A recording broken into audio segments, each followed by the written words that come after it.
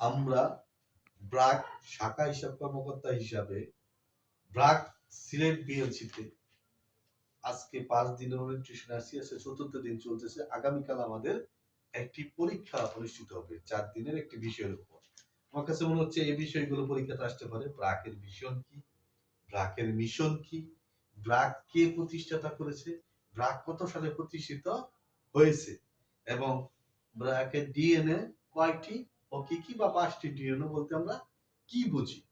তারপরে আমাদেরকে দিতে পারে ফিনান্স এন্ড অ্যাকাউন্টের কাজগুলো কি, হিসাব শাখা কর্মকর্তার কাজগুলো কি, তারপরে জেন্ডার জাস্টিফিকেশনের কাজগুলো কি, তারপরে আছে ইউপিজি প্রোগ্রামের কাজ, ইউপি প্রোগ্রামের স্তম্ভ, তারপরে আছে কম্পিটেন্সি কয়টি ও কি কি,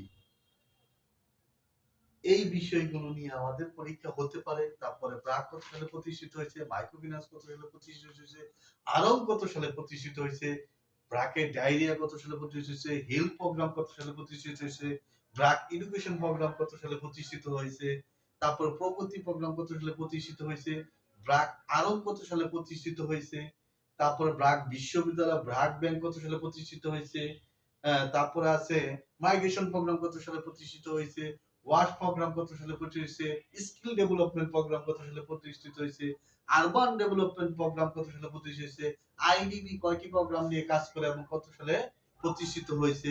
তারপরে আমাদের আছে আছে সেল প্রোগ্রাম কত সালে প্রতিষ্ঠিত হয়েছে। তারপরে আছে ডিক্স ডি ডাইজাস্টার রিস্ক ম্যানেজমেন্ট ডিআরএমপি কত সালে প্রতিষ্ঠিত হয়েছে, ব্র্যাক এর এন্টারপ্রাইজ কয়টি, ব্র্যাক বিনিয়োগ কয়টি, এগুলো নিয়ে আমাদের একটা পরীক্ষা আগামীকাল অনুষ্ঠিত হতে পারে। আমরা আশা করতেছি 80 মার্কের একটা পরীক্ষা হবে। আমাদের সবচেয়ে ভালো ব্রিলিয়ান্ট স্টুডেন্ট সালাম ভাই, উনি 80 এর মধ্যে 78 নাম্বার মনে হয় আসলে পাবো।